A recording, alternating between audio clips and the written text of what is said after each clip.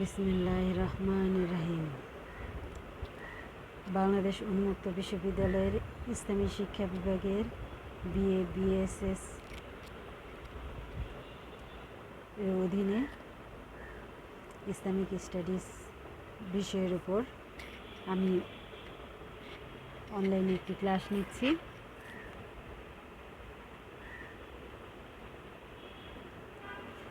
BA BSS এর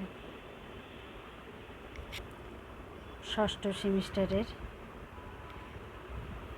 প্রিয় শিক্ষার্থীবৃন্দ, আসসালামু আলাইকুম। ইসলামিক স্টাডিজ বিষয়ের আজকে যে পত্রটি তোমাদের পড়াবো সেই পত্রটির নাম হচ্ছে ইসলামী অর্থব্যবস্থা। ইসলামী অর্থব্যবস্থার উপর উৎপাদন সম্পর্কে আজকে আলোচনা করব। ইসলামী অর্থব্যবস্থায় উৎপাদনের উপাদান, তারপরে উৎপাদনের উপাদানসমূহের বর্ণনা, এই সকল টপিক বিষয়ে আলোচনা করব। আশা করি তোমরা সবাই ভালো আছো। আসসালামু আলাইকুম। উৎপাদনের উপাদান। প্রথমে আমরা পড়ব উৎপাদনের সংজ্ঞা। প্রচলিত অর্থে উৎপাদন হলো সৃষ্টি, নির্মিত বস্তু, শিল্পজাত দ্রব্য। এর ইংরেজি প্রতিশব্দ হচ্ছে প্রোডাকশন। অর্থ হচ্ছে টু ব্রিং ফরওয়ার্ড, সম্মুখে আনা; টু ব্রিং আউট, বের করে আনা বা প্রকাশ করা; টু এক্সটেন্ড, প্রসারিত করা বা বাড়িয়ে দেওয়া।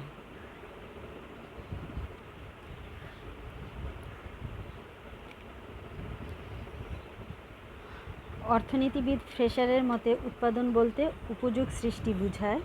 আলফ্রেড মার্শাল বলেন, যে পদ্ধতিতে কোনো না কোনো উপযোগ সৃষ্টি হয় তাকে উৎপাদন বলে।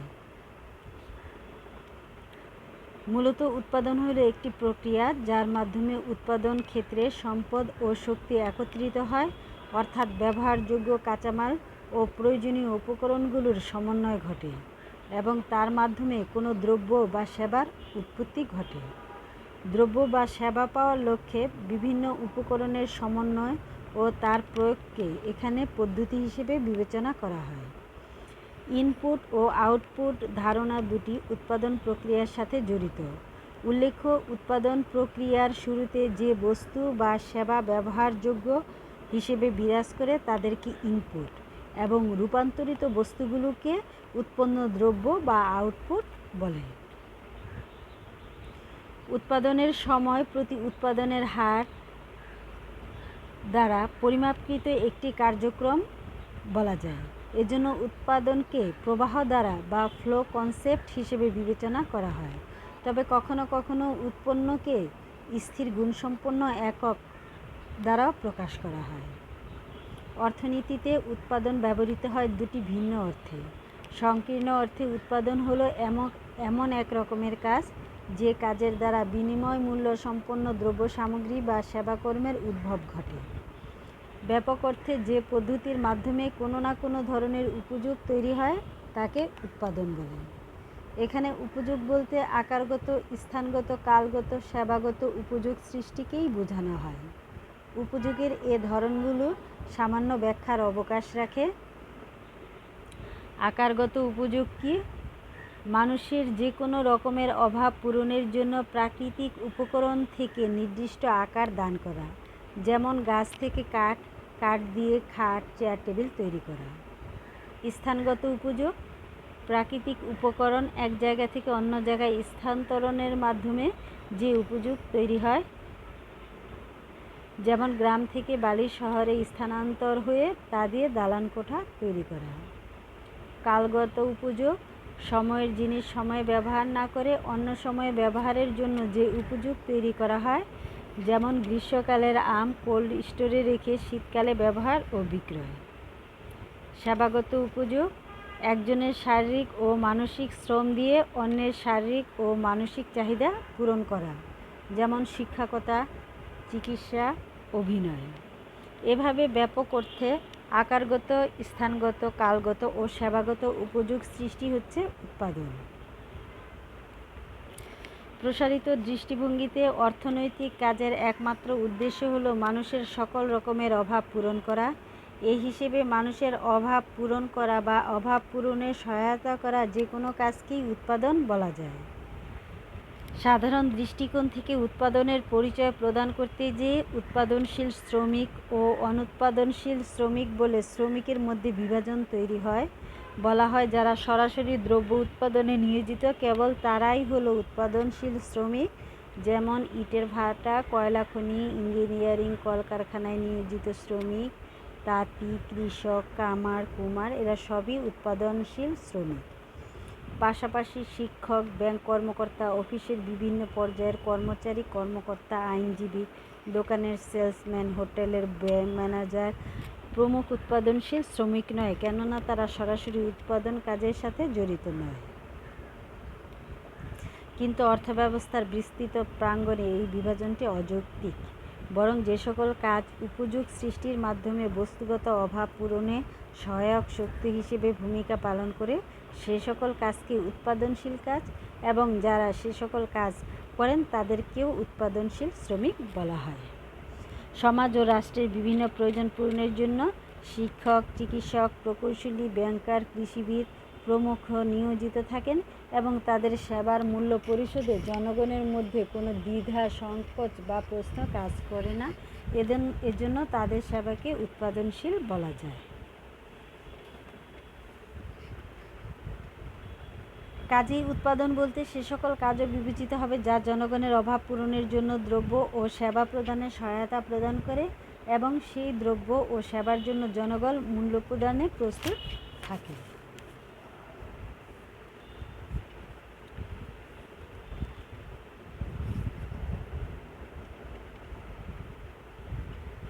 উৎপাদন একটি দীর্ঘমেয়াদী প্রক্রিয়া যার নেপথ্যে নানা ধরনের শ্রম, কর্মদক্ষতা, বুদ্ধিবৃত্তি ও অবকাঠামো কাজ করে।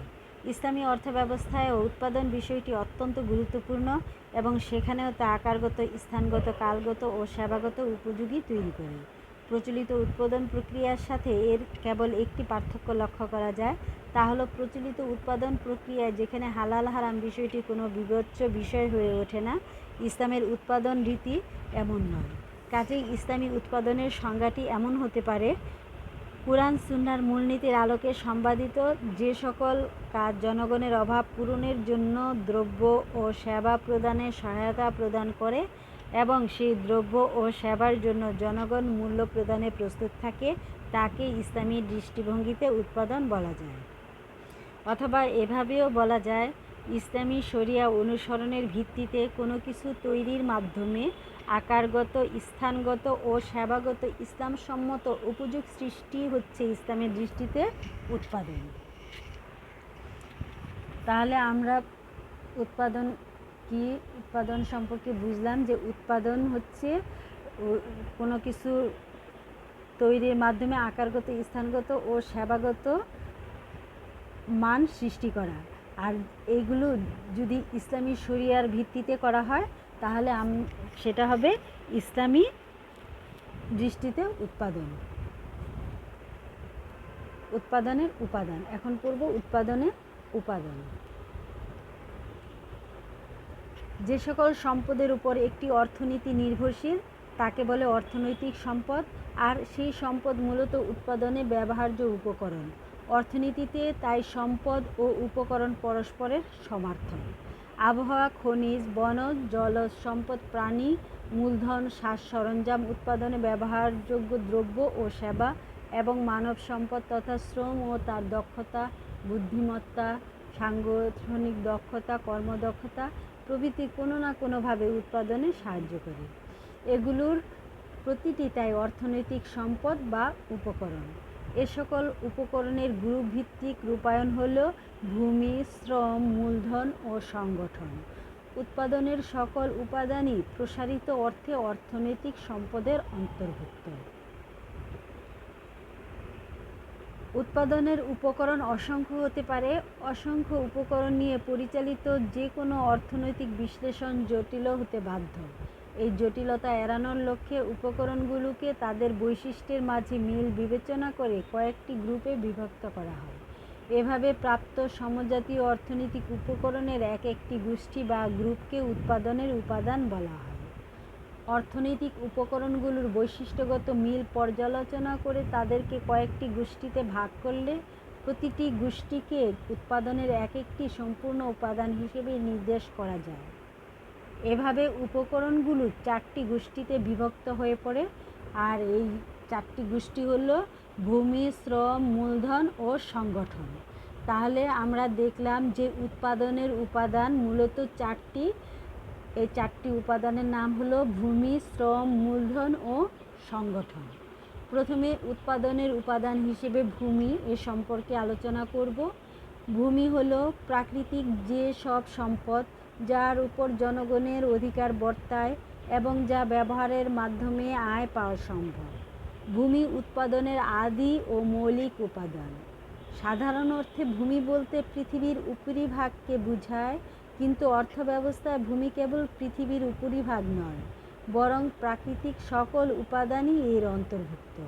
ক্লাসিক্যাল অর্থনীতিবিদগণ উৎপাদন প্রক্রিয়ায় ব্যবহৃত যাবতীয় প্রাকৃতিক সম্পদকেই ভূমি বলে আখ্যায়িত করেছেন। তাদের মতে জমি, মাটি, খনিজ সম্পদ, জলবায়ু, বনজ সম্পদ, জলজ সম্পদ, নদ নদী, খাল বিল, সাগর, মৎস্যক্ষেত্র, কৃষি খামার, মৎস্য সম্পদ, হ্রদ, সমুদ্র, এমনকি আবহাওয়া হচ্ছে ভূমির আওতাভুক্ত। অধ্যাপক মার্শাল বলেন, ভূমি বলতে সে সকল সম্পদ এবং শক্তিসমূহকে বোঝায় যা জলে, স্থলে, আকাশে বাতাসে পরিব্যাপ্ত এবং যা মানুষের কল্যাণার্থে প্রকৃতি প্রদত্ত। সহজ কথায়, উৎপাদনের সাথে সরাসরি সম্পৃক্ত বা উৎপাদনের সহায়ক বলে বিবেচিত যে সকল উপকরণ মানুষ তৈরি করেনি, বরং প্রাকৃতিক ও নৈসর্গিক ঐশ্বর্য হিসেবে পূর্ব থেকেই পৃথিবীতে বিদ্যমান ছিল, তাকেই ভূমি বলে। সুতরাং ভূমি সেসব সম্পদ যেসব সম্পদ প্রকৃতি কর্তৃক সরবরাহকৃত, যা থেকে জনগণের অভাব মেটানোর সম্ভাবনা নিহিত থাকে এবং যা জনগণের অভাব পূরণের জন্য প্রয়োজনীয় উৎপন্ন দ্রব্য পাওয়ার ক্ষেত্রে সহায়তা প্রদান করে। অর্থনীতিবিদরা ভূমির একটি বৈশিষ্ট্যের ওপর জোর দেন, তা হলো ভূমির যোগান সুনির্দিষ্টভাবে সীমিত। সমগ্র পৃথিবীর উপরিভাগ বিবেচনা করে বলা হয় ভূমির মোট যোগান সীমাবদ্ধ। তবে ভূমি পুনরুদ্ধারে বা ভূমিধসের কারণে ভূমির যোগান আপাত দৃষ্টিতে কম বেশি হয় বলে মনে হতে পারে, কিন্তু সার্বিক দৃষ্টিকোণ থেকে তা কম বেশি হয় না, বা হলেও তা নগণ্য বলে ধরা হয়। যদি আমরা বিশেষ ব্যবহারের দিক থেকে ভূমির যোগান বিবেচনা করি, তবে যোগানের সেই সীমাবদ্ধতা প্রযোজ্য নাও হতে পারে। গম উৎপাদনের জন্য জমির পরিমাণ বাড়ানো যেতে পারে যদি পাট বা ধানের জন্য বরাদ্দ জমি কমানো যায়। বিল্ডিংয়ের জন্য জমি বাড়ানো যায় যদি পরিবর্তে কৃষি খামার বরাদ্দ জমি কমানো হয়। পানি নিষ্কাশন, সেচ ও সারের উপযুক্ত ব্যবহারের জন্য আবাদযোগ্য জমির পরিমাণ বাড়ানো সম্ভব। কাজেই জমির মোট যোগান সীমিত থাকলেও ক্ষেত্রবিশেষে প্রয়োগের দিক থেকে জমির পরিমাণ বাড়ানো বা কমানো যায়।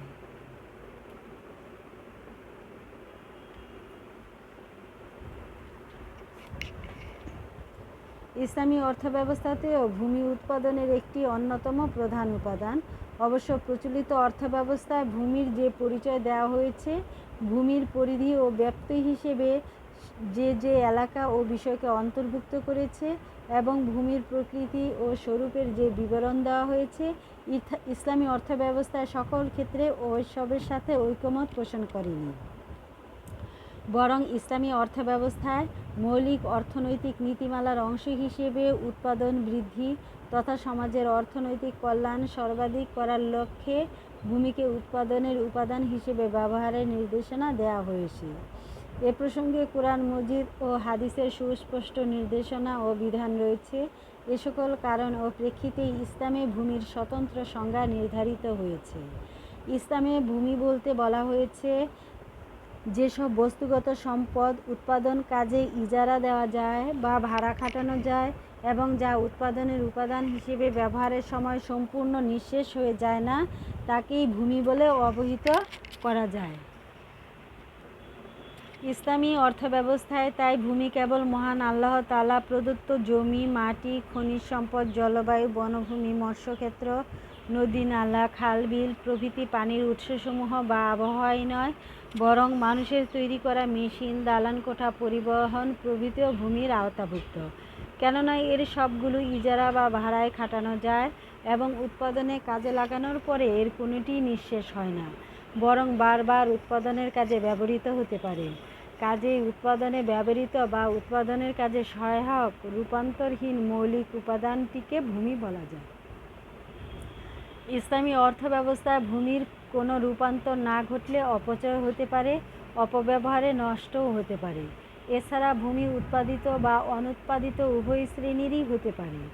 একখণ্ড জমি বা জালমহল হলো অনুৎপাদিত ভূমি, কেননা মানুষ তা উৎপাদন করে নাই। মহান আল্লাহ মানুষের প্রতি তার অপার করুণার নিদর্শন হিসেবে এগুলো সৃষ্টি করেছেন।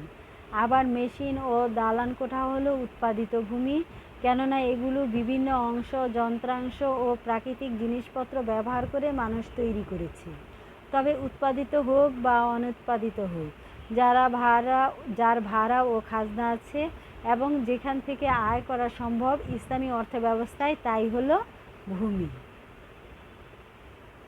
পৃথিবীতে বসবাসকারী মানুষ এবং অন্যান্য জীবজন্তুর জীবন ধারণের জন্য একটি অপরিহার্য মৌলিক উপাদান হলো ভূমি। যে কোনো অর্থব্যবস্থায় সুষ্ঠু ও সুচারুরূপে বৈজ্ঞানিক পদ্ধতিতে চাষাবাদ করা জমি ব্যাপক অবদান রাখতে পারে। কৃষিযোগ্য জমি থেকে নানা ধরনের খাদ্যশস্য, ফলমূল, শাকসবজি, ব্যবসায়িক পণ্য, জীবজন্তুর জন্য ঘাস, তৃণলতা, বিভিন্ন প্রকার ভেষজ এবং প্রায় সব ধরনের পণ্য সামগ্রীর কাঁচামাল সরবরাহ করা হয়। এ সম্পর্কে কোরআন মজিদে আল্লাহ তাআলা সূরা আরাফে ঘোষণা করেন, আমি তোমাদেরকে পৃথিবীতে প্রতিষ্ঠিত করেছি এবং এতে তোমাদের জীবিকা নির্বাহের যাবতীয় উপকরণ সৃষ্টি করেছি, যদিও তোমরা খুব কমই কৃতজ্ঞতা প্রকাশ করো।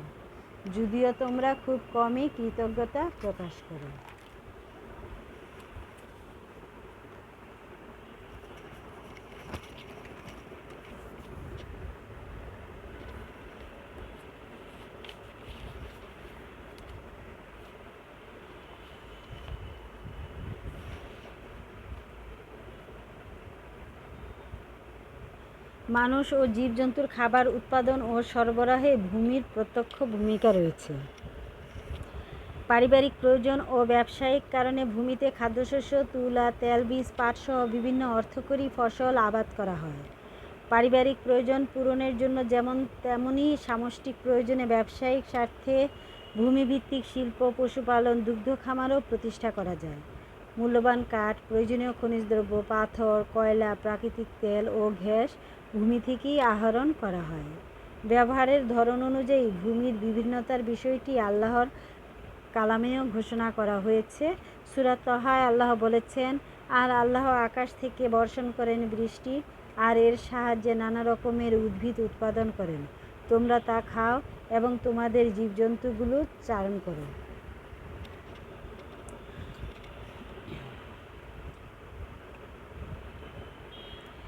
পৃথিবীর বিস্তীর্ণ প্রান্তরে মানুষ ও জীবজন্তুর কল্যাণের জন্য আল্লাহ তাআলা সৃষ্টি করেছেন বনজ সম্পদ।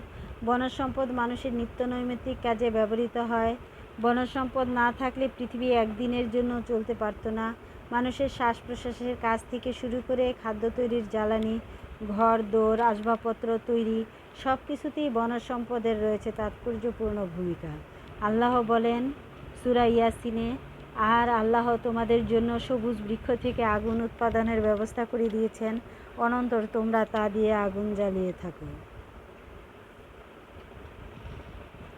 জমির মতো জমিতে বিচরণশীল পশুগুলো উৎপাদনের প্রাচীনতম উপকরণ। প্রাচীনকাল থেকেই মানুষ গোশতের প্রয়োজনীয় পূরণের জন্য পশু শিকার করেছে, দুধের প্রয়োজন পূরণের জন্য পশু পালন করেছে, চাষাবাদ ও নগদ অর্থের প্রয়োজনে পশুকে দিয়ে চাষ করেছে, আবার বিক্রিও করে দিয়েছে। কেবল পশুপালন লালন করেই অনেকে স্বাবলম্বী হয়ে সমাজের উন্নতিতে ভূমিকা রাখছে।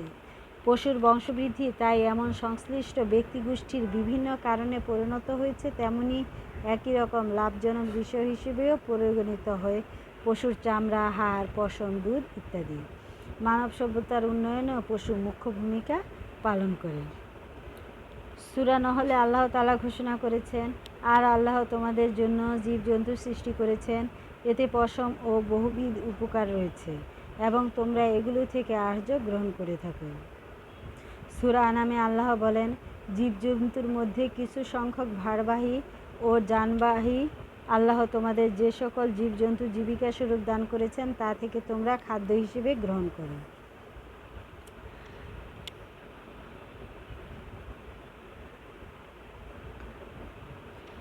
খনিজ সম্পদ ভূমির আরও একটি গুরুত্বপূর্ণ অনুষঙ্গ। মানুষের সমৃদ্ধ আধুনিক জীবনধারায় খনিজ সম্পদের রয়েছে গুরুত্বপূর্ণ ভূমিকা। এ সম্পদের অর্থনৈতিক মূল্য অপরিসীম। সোনা, রূপা, হীরা, লবণ, তেল, গ্যাস, কয়লা, জিরকন সহ বিভিন্ন রাসায়নিক খনিজ পদার্থ এবং বস্তু মানুষের জীবনযাত্রার মানকে ক্রমোন্নতি দান করেছে। আল্লাহ বলেন, আর আমি লোহা সৃষ্টি করেছি, তাতে রয়েছে বিপুল শক্তি ও মানবজাতির জন্য প্রভূত কল্যাণ। রাসূল সাল্লাল্লাহু আলাইহি ওয়াসাল্লাম খনিজ সম্পদ আহরণের প্রতি গুরুত্ব দিয়ে বলেছেন, তোমরা মাটির অভ্যন্তরে গভীর তলদেশে জীবিকা অন্বেষণ করো। প্রচলিত অর্থব্যবস্থায় যেমন জমির পাশাপাশি আবহাওয়া, জলবায়ু সহ সকল নৈসর্গিক ও প্রাকৃতিক সম্পদ যা উৎপাদনের কাজে লাগে তাকে ভূমি বলা হয়, ইসলামী অর্থব্যবস্থায়ও তাই ভূমি। উপরন্তু এ অর্থব্যবস্থায় বারবার ব্যবহারযোগ্য ভাড়া বা ইজারায় খাটানোর যোগ্যতা সম্পন্ন এবং উৎপাদনে অনিঃশেষ বিষয়কেও ভূমি হিসেবে অভিহিত করা হয়েছে। বস্তুত ভূমির এই ব্যাপকতা উৎপাদনে এর অনিবার্য ভূমিকার জন্যই, কেননা ভূমি ছাড়া কোনোভাবেই উৎপাদন সম্ভব নয়। এতক্ষণ পড়ালাম উৎপাদনের উপকরণ হিসেবে ভূমির বর্ণনা বা ভূমির প্রয়োজনীয়তা, ভূমির গুরুত্ব। এবার পড়ব উৎপাদনের উপাদান হিসেবে শ্রমের গুরুত্ব বা প্রয়োজনীয়তা বা শ্রমের বর্ণনা। শ্রম হলো মানবীয় কর্মপ্রচেষ্টা, শারীরিক ও মানসিক চেষ্টা যা দ্রব্য ও সেবা উৎপাদনে ব্যবহারযোগ্য।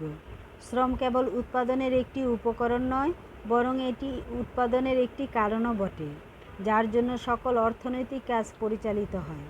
জনগণের মধ্যে ব্যক্তি যেমন উৎপাদক হিসেবে ভূমিকা পালন করে, তেমনি আবার ভোক্তা হিসেবেও ভূমিকা পালন করে। বস্তুত শ্রম উৎপাদনের অন্যতম উপাদান। পাশ্চাত্য অর্থব্যবস্থায় পারিশ্রমিকের বিনিময়ে উৎপাদন কাজে নিয়োজিত মানুষের সকল প্রকার শারীরিক, দৈহিক ও মানসিক শক্তির ব্যবহারকে শ্রম বলে।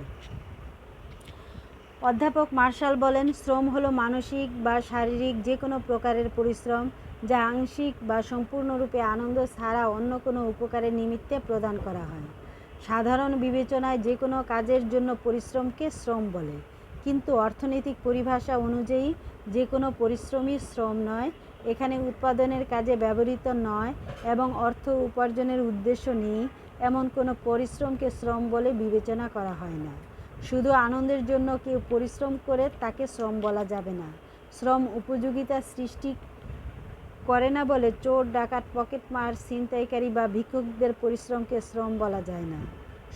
সন্ততি প্রতিপালনে পিতামাতার কষ্ট স্বীকার ও পরিশ্রম শ্রমের আওতায় পড়ে না, কিন্তু পেশাদার খেলোয়াড়রা ফুটবল বা ক্রিকেট খেলার জন্য যে পরিশ্রম করে সেটা শ্রম।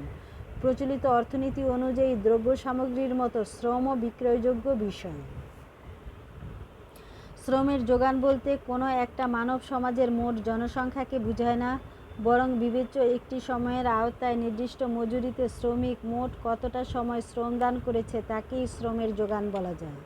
কাজেই শ্রমিকের সংখ্যা এবং প্রত্যেক শ্রমিকের গড় শ্রমদানের সময় এই দুইয়ের গুণফলই শ্রমের যোগান নির্দেশক বা পরিমাপক। কেননা শ্রমিকের সংখ্যার যেমন পরিবর্তন হতে পারে, তেমনি শ্রমদানের সময়েরও পরিবর্তন হতে পারে। এ কারণে শ্রমের যোগানও পরিবর্তনযোগ্য। শ্রমের যোগান যে সকল উপাদানের উপর নির্ভর করে সেগুলো হচ্ছে: ১. মোট জনসংখ্যার আয়তন, ২. জনসংখ্যার বয়স কাঠামো, 3 বয়সভিত্তিক কর্মজীবী জনসংখ্যা বা শ্রমশক্তি। 4 কর্মসপ্তাহ ও ছুটির সংখ্যা। 5 পারিশ্রমিক। শ্রমের যোগানের সাথে সাথে শ্রমের দক্ষতা বিষয়টিও বিবেচিত হয়। শ্রমের দক্ষতা ছাড়া যথার্থ মানের শ্রমের যোগান পাওয়া সম্ভব হয় না। শ্রমের দক্ষতার বিষয়টি আবার কয়েকটি বিষয়ের উপর নির্ভর করে, যেমন 1 শিল্প ও ট্রেনিং, 2 কাজের পরিবেশ, 3 কল্যাণমূলক সেবা, 4 শ্রমিকের জাতিগত বৈশিষ্ট্য ও বিজ্ঞান মনস্কতা, 5 প্রেরণা। শ্রমের দক্ষতা থাকা না থাকার কারণে দুটি দেশের জনসংখ্যা বা শ্রমিক সংখ্যা সমান হলেও শ্রমের যোগান সমান নাও হতে পারে। অন্যান্য বিষয় অপরিবর্তিত থেকে শ্রমের দক্ষতা বিভিন্ন হওয়ার কারণে শ্রমের যোগানও বিভিন্ন হয়। ইসলামী অর্থব্যবস্থায় শ্রম অত্যন্ত ব্যাপক ও তাৎপর্যপূর্ণ অর্থে ব্যবহৃত হয়। মানবজাতির কল্যাণ, নৈতিক উন্নয়ন, সৃষ্টির সেবা এবং সামাজিক, পারিবারিক ও ব্যক্তিগত অবক্ষয় রোধকল্পে বস্তুগত ও অবস্তুগত উৎপাদন কাজে যে দৈহিক ও মানসিক বুদ্ধিবৃত্তির শক্তির ব্যবহার হয় তা শ্রমের আওতাভুক্ত। ইসলামী অর্থব্যবস্থায় একটি আখিরাতমুখী অর্থব্যবস্থা বিধায় এ ব্যবস্থায় দুনিয়া ও আখিরাতের পারিশ্রমিক পূর্ণ ও সুখকর বিনিময়ের প্রত্যাশায় যে দৈহিক, মানসিক ও বুদ্ধিবৃত্তিক শক্তি ব্যয় করা হয় তাকেও শ্রমের আওতাভুক্ত বিবেচনা করা হয়। সাধারণ অর্থব্যবস্থায় সকল শ্রমেরই পারিশ্রমিক আছে, কিন্তু ইসলামী অর্থব্যবস্থায় অনেক এমন শ্রম আছে যার বাহ্যত কোনো পারিশ্রমিক নেই, যেমন মানব সেবা। নৈতিক উন্নয়নের জন্য যে পরিশ্রম করা হয় দুনিয়াতে তার কোনো বিনিময় নেই। আশা করা যায় এর বিনিময় আখিরাতে পাওয়া যাবে। প্রচলিত অর্থব্যবস্থায় শ্রম একটি বিক্রয়যোগ্য বিষয়। দ্রব্যাদির মতো ব্যক্তি তার শ্রম বিক্রি করতে পারে, কিন্তু ইসলামী অর্থব্যবস্থায় ব্যক্তির শ্রম বিক্রয়যোগ্য নয়, বরং ব্যক্তি তার শ্রমকে ভাড়ায় খাটাতে পারে মাত্র। কেননা বিক্রয়যোগ্য মালের মালিকানা হস্তান্তর অনিবার্য, কিন্তু শ্রমের মালিকানা হস্তান্তর অসম্ভব। শ্রমকে তাই বলা যায় মানুষের দেহ ও মনের সাথে সম্পৃক্ত, অবিচ্ছেদ্য, অবিভাজ্য একটি ক্ষমতা, যার কোনো দৃশ্যমান আকার বা বাহ্যিকতা নেই। অপরদিকে মানব জাতির জন্য ক্ষতিকর কাজে, নীতি নৈতিকতা বিধ্বংসী সামাজিক অবক্ষয়ের কাজে এবং আল্লাহ ও তার রাসূলের অপছন্দনীয় বা নিষিদ্ধ বস্তুগত বা অবস্তুগত উৎপাদনের কাজে শারীরিক, মানসিক ও বুদ্ধিবৃত্তিক শক্তি বিনিয়োগ করা হলেও, এমনকি প্রচলিত অর্থব্যবস্থায় তার বিনিময় মূল্য থাকলেও ইসলামী অর্থব্যবস্থায় তাকে শ্রম বলা যায় না। শ্রমশক্তি হলো মানুষের জন্মগত অর্জন ও সহজাত প্রবৃত্তি। শ্রম ছাড়া কোনো মানুষের পক্ষেই উৎপাদন বা উপার্জন সম্ভব না। জীবিকার জন্য শ্রম ব্যয় করা অপরিহার্য কর্তব্য। শ্রমের মাধ্যমে জীবিকা উপার্জন করা যায়। সার্থক শ্রম দেওয়ার উপর ব্যক্তিগত, পারিবারিক, সামাজিক, অর্থনৈতিক, জাতীয় ও আন্তর্জাতিক উন্নতি ও সমৃদ্ধি নির্ভর করে। শ্রমবিমুখ ব্যক্তি বা জাতির উন্নতি ও টিকে থাকা কেবল অসম্ভবই নয়, বরং অবাস্তবও বটে। মুসলিম জীবনে সালাত আদায় করা যেমন ফরজ, ঠিক তেমনি ফরজ শ্রমে আত্মনিয়োগ করা। কুরআন মজিদে এক অভিন্ন নির্দেশে আল্লাহ তাআলা সূরা জুমায় বলেছেন, যখন সালাত আদায় শেষ হবে তখন তোমরা পৃথিবীতে ছড়িয়ে পড়বে এবং আল্লাহর জীবিকা অন্বেষণ করবে। প্রাকৃতিক উপাদানকে কাজে লাগাতে এবং তা থেকে উৎপাদনে বা উপযোগ সৃষ্টিতে যেমন শ্রমশক্তির প্রয়োজন, তেমনি ছোট হোক বা বড় হোক যে কোনো ধরনের শিল্প কারখানা প্রতিষ্ঠা এবং তা থেকে উপার্জন করতেও শ্রমশক্তি দরকার। বস্তুত মানুষের শ্রেষ্ঠত্বের মর্যাদা সংরক্ষণে শ্রম হচ্ছে আল্লাহর সর্বশ্রেষ্ঠ উপহার। মানুষের সত্তা থেকে এজন্যই শ্রমকে আলাদা করে বিবেচনা করা যায় না, এটা তার সত্তার অনিবার্য অংশ, অন্তর্গত বৈশিষ্ট্য। এ কারণেই মানুষের শ্রমকে অন্যান্য ভোগ্যপণ্যের সাথে তুলনা করে অন্য মানুষের ভোগ্যবস্তু হিসেবে বিবেচনা করা যায় না। সূরা যুখরুফে আল্লাহ বলেছেন, আমি পার্থিব জীবনে তাদের মাঝে তাদের জীবিকা বণ্টন করে দিয়েছি এবং তাদের একজনকে অন্যজনের উপর উন্নীত করেছি যেন তারা একে অন্যের নিকট থেকে কাজ নিতে পারে। রাসূল সাল্লাল্লাহু আলাইহি ওয়াসাল্লাম বলেছেন, হালাল উপার্জন অন্বেষণ করা ফরজের চেয়েও ফরজ। ইসলামী অর্থব্যবস্থায় কেবল বেঁচে থাকার তাগিদেই মানুষ শ্রম ব্যয় উৎসাহ দেয়নি, বরং তার সাথে ধর্মীয় বিশ্বাস ও চেতনার সমন্বয় ঘটিয়ে শ্রমকে অধিকতর মহিমান্বিত করে তুলেছে। শ্রমজীবীদের শ্রম ব্যয় নিষ্ঠা ও সততার প্রতি গুরুত্ব আরোপ করে মহানবী সাল্লাল্লাহু আলাইহি ওয়াসাল্লাম বলেছেন, শ্রমজীবী নিজের হাতে কাজ করে যা উপার্জন করে তা শ্রেষ্ঠ উপার্জন, যখন সে আন্তরিকতার সাথে কাজ করে। ইসলামী অর্থব্যবস্থার কৃতিত্ব হলো, এ ব্যবস্থা কেবল শ্রমের মর্যাদাই প্রতিষ্ঠা করেনি, বরং প্রতিষ্ঠা করেছে শ্রমিকের অধিকার। শ্রমিককে অধিকারভুক্ত চাকর মানে না করার শিক্ষা ইসলামের। শ্রমিককে অধিকারভুক্ত চাকর মনে না করার শিক্ষা ইসলামই দিয়েছে। এ ব্যবস্থায় শ্রমিককে বলা হয়েছে মালিকের ভাই। শ্রমিকের মজুরি নিয়ে কোনো রকমের তালবাহানা করতে নিষেধ করা হয়েছে। রাসূল সাল্লাল্লাহু আলাইহি ওয়াসাল্লাম আদেশ দিয়েছেন, শ্রমিকের গায়ের ঘাম শুকানোর পূর্বেই তার মজুরি দিয়ে দাও। এমনইভাবে শ্রমিকের অধিকার ও মালিকের কর্তব্যের মধ্যে ইসলামী অর্থব্যবস্থায় একটি ভারসাম্যপূর্ণ ব্যবস্থা গ্রহণ করা হয়েছে। একজনকে অন্যজনের প্রতি শ্রদ্ধাশীল করা হয়েছে। মহানবী সাল্লাল্লাহু আলাইহি ওয়াসাল্লাম বলেছেন, শ্রমজীবী ব্যক্তি আল্লাহর বন্ধু। কাজেই ইসলামী অর্থব্যবস্থায় শ্রম এক বিপুল গুরুত্ববাহী উৎপাদনের উপাদান। আজকে আমি তোমাদের উৎপাদনের উপাদান হিসেবে ভূমি ও শ্রমের গুরুত্ব প্রয়োজনীয়তা পড়ালাম। আজকের ক্লাসটি এখানেই শেষ করব। তোমরা সকলেই ভালো থেকো। আল্লাহ হাফেজ।